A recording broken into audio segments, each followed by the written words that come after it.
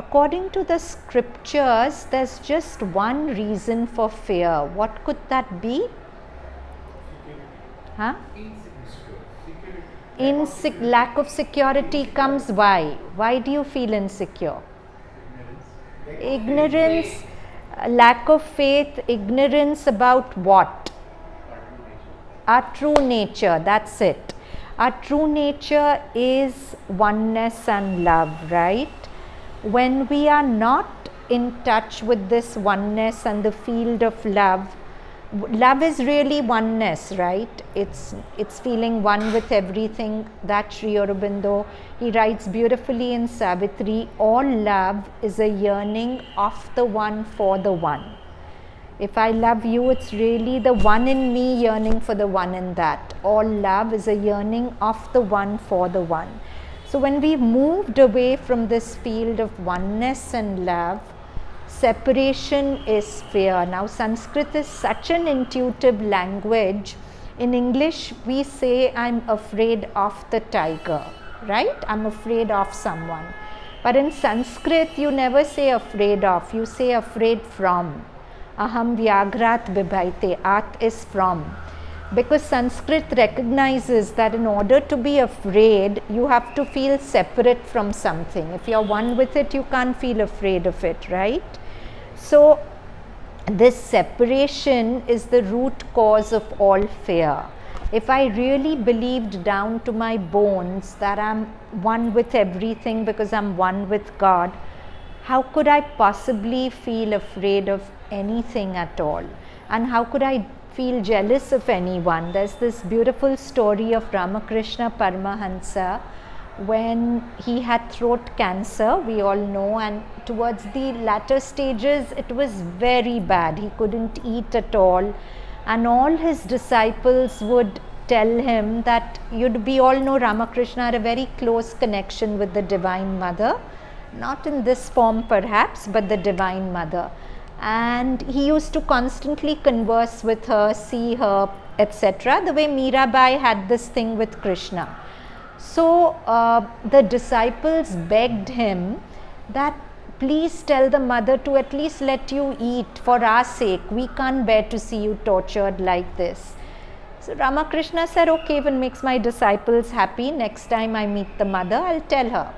Next day when the disciples came, he yelled at them, don't you ever tell me to make requests like this to the mother. Do you know what the mother told me when I told her?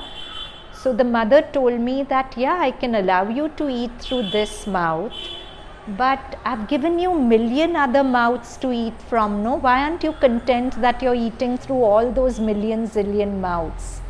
And for Ramakrishna, that if mother tells us that, we'll say it won't. But Ramakrishna lived in that consciousness where he was really feeling one with. I mean, there's this beautiful story of when a bullock was being beaten and Ramakrishna was going, he got gashes on his back. He had such a oneness with everything that he could feel the bullock so strongly that he got gashes on his back. So for somebody like him, what mother says seems perfectly plausible. I've given you 1,000,000 mouths to eat from. Be content to eat from them. So if we lived with this consciousness, we would never feel jealous. No, jealousy is extreme separation. I'm not you, so I resent what you have. But if I really, I know it's not easy to feel this oneness, but the Gita also says, Yoya Shraddha Sa Eva Sa, right? Whatever you believe will become your truth. And Sri Aurobindo says that in his integral yoga, a constant thread of reminder should be everything is God, everything is one. He's saying that can be a theme for your meditation. Just sit and for 10-15 minutes just contemplate this oneness, and it can be a great stride forward.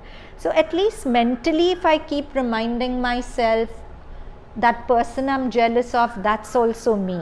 That person I'm afraid of, that's also me. That physical condition of the body which scares me so much, that's also God. And God knows how to maneuver the illness. I don't have to be so scared of it. When I feel the illness is separate from God, then it frightens me, isn't it? a condition of my body which I feel is outside the domain of God, then I can feel afraid.